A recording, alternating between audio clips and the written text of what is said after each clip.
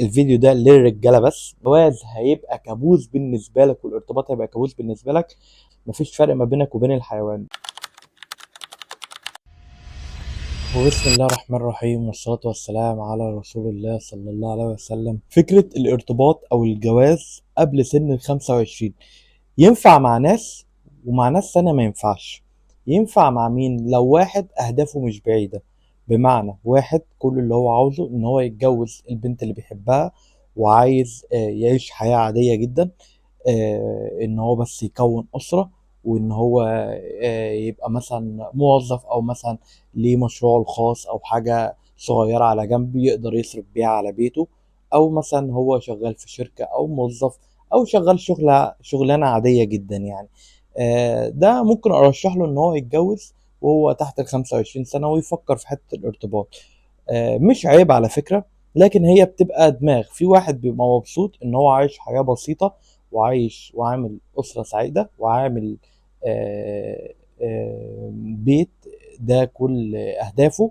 فده مش عيب ولا حاجة وحشة أو إن هو مش طموح، لا دي حاجة هي مفرحاه إن هو مكون بيت ومكون أسرة سعيدة. في الحالة دي أقدر أقول لك الارتباط هيبقى مفيد ليك تحت سن ال25.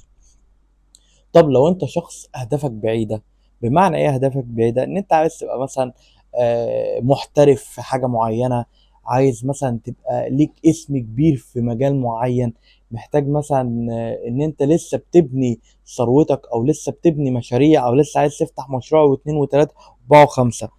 طبعا انا كلامي هنا للناس الفئة المتوسطة فيما تحت، اللي يا دوبك بيحوشوا علشان عايزين يبنوا مستقبلهم، مش اللي الحاجة معاهم جاهزة. مش بعيب فيهم ولا بقلل منهم في حاجة، كده كده الماديات معاه مسموحة اذا كان مثلا في ورث او مثلا اهله بيدوله، مش بعيب فيهم والله. بس هو كده كده اتجوز قبل 25 بعد 25 مش هيأثر معاه، لان هو ولا عايز يبني مستقبله ولا اي حاجة. هو كده كده ما شاء الله يعني مبني، فهو مش محتاج ان هو يحوش او ان هو يتعب في حاجه. فانا كلامي هنا للفئه المتوسطه فيما تحت. فانا ما انصحكش خالص بفكره الارتباط او بالجواز تحت سن ال25، لان انت في الوقت ده بالذات في السن ده اكتر وقت بيبقى فيه شغف، بيبقى فيه حب للحاجه اللي انت عايز تعملها، بيبقى فيه سعي غير لما تكبر. فانت لو السن ده ما قدرتش تعمل اللي انت عايز توصل له، بعد ال25 وبعد ال30 سنه هتلاقي نفسك كسلت ومش عايز تعمل حاجه ولا تشتغل ولا تجتهد، فهتموت حلمك بدري. كاراتك مش هتسمح ان انت تفتح مشروع وفي نفس الوقت تفتح بيت وتكون اسره. الاتنين مع بعض مش هتعرف خالص. ما كنت انت شغال ايه؟ صعب والله، وحتى لو عملتها هيبقى ضغط عليك كبير جدا. بس انا ما انصحكش تعمل كده، ركز في حاجه واحده خلصها وبعد كده ركز في التانية. تمام؟ انت شخص دلوقتي اهدافك بعيده، عايز تبقى مليونير، عايز تبقى بطل عالم في لعبه معينه، محتاجه مصاريف، محتاجه. ما تفكرش في فكره الارتباط دلوقتي خالص الا لما توصل وتبقى انت مقتدر على الحته دي.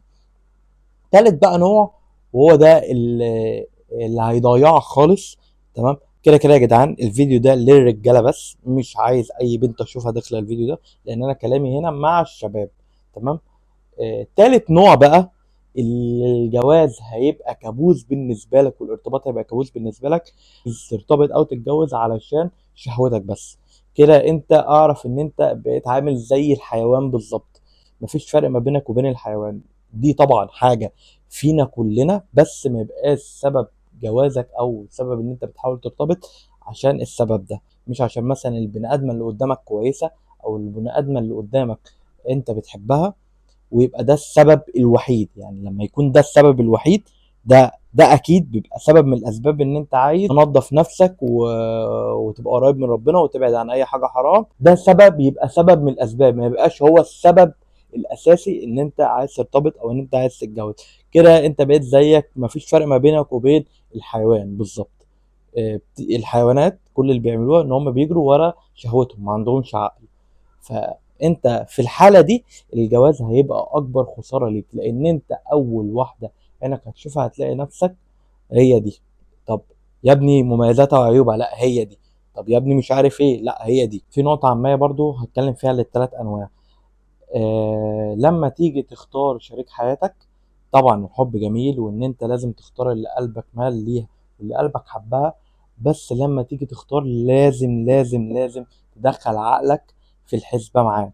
ما ينفعش تختار على اساس قلبك بس، لان زي ما بيقولوا الحب اعمى. انت ممكن تختار واحدة عشان قلبك حبها، مال ليها، لكن ممكن تكون دي ما تنفعكش. مش ما تنفعكش عشان هي وحشة، لا، هي مش متماشية معاك او مع تقاليدك او مع عشك او مع اهلك او مع طبعك. يعني مش معنى كده ان الطرف التاني وحش، لا، هو بس مش متطابق معاك. فلازم تبقى راضي بالنقطة دي، وتقنع قلبك وتقنع عقلك ان هو ما ينفعش. وهل المميزات والعيوب دي هقدر اكمل بيها لحياتي قدام عشان ما يحصلش مشاكل؟ بس دي كانت حلقة خفيفة جدا عن الارتباط والجواز قبل سن ال25. لخصت لكم الموضوع بكل بساطة، امتى تفكر فيه وامتى ما تفكرش فيه، وامتى تستنى بعد ال25. بس دي كانت حلقة النهاردة. ما تنساش تشترك في القناة وتدوس على زرار اللايك وتكتب لي تحت في التعليقات عايزين نتكلم عن ايه الفيديو اللي جاي. والسلام عليكم ورحمة الله وبركاته.